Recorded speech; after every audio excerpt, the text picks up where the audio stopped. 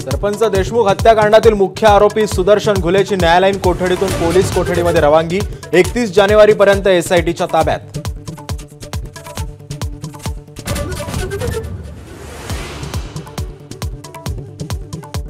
छत्तीसचा आकडा असूनही दमानियांनी धनंजय मुंडेंच्या राजीनाम्यासाठी मागितली अजित पवारांच्या भेटीची वेळ।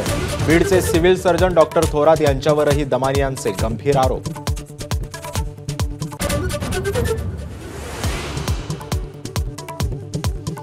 सैफ अली खानचं घर आणि कार्यालयाची सुरक्षा वाढवली, चाकू हल्ल्याच्या घटनेनंतर खबरदारीचं पाऊल।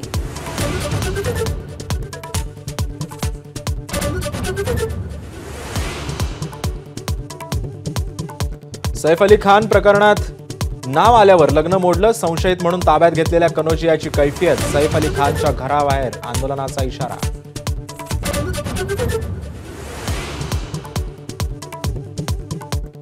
उपमुख्यमंत्री एकनाथ शिंदे आणि अजित पवारांची तब्बल 1.5 तासांपासून बैठक। थोड्याच वेळात एकनाथ शिंदे आणि फडणवीसही चर्चा करणार। पालकमंत्री पदाचा तिढा सुटणार का याकडे लक्ष।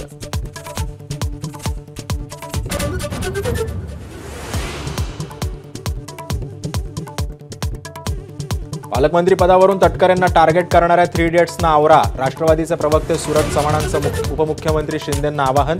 तिन्ही वरिष्ठांच्या समन्वयानं पालकमंत्री निश्चित झाल्याचा दावा।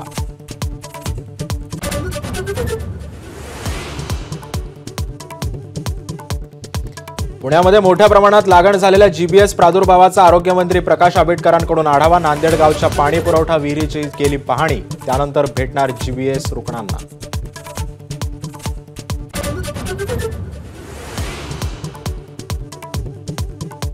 मराठा आंदोलक मनोज जरांगेंच्या आमरण उपोषणाचा आजचा 3रा दिवस। जरांगे पाटलांच्या रक्तातील साखरेची पातळी खालावली, सोबतच्या 2 आंदोलकांची प्रकृती देखील खालावली। अंबड रुग्णालयात त्यांना उपचारांसाठी केलं दाखल।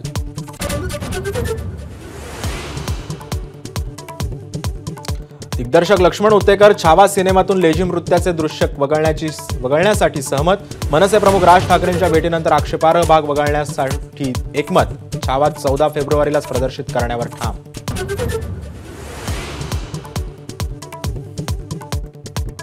नाशकात 20 वर्षीय महिलेवर सामूहिक अत्याचार करणाऱ्या नराधमांमध्ये पीडित महिलेचाच नातेवाईक असल्याचं समोर। जेलमधील पतीला जामीन देण्याच्या आमिषानं अत्याचार केल्याची प्राथमिक माहिती।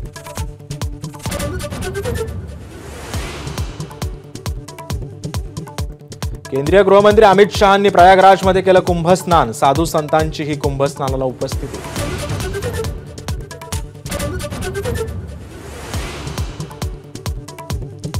सनातन बोर्डाच्या मागणीसाठी कुंभमेळ्यात भरणार 2 स्वतंत्र धर्मसंसद। आखाडा परिषद आणि विश्व हिंदू परिषद भरवणार स्वतंत्र धर्मसंसद। तर आज कथावाचक देवकीनंदन ठाकूर यांच्याकडून धर्मसंसद।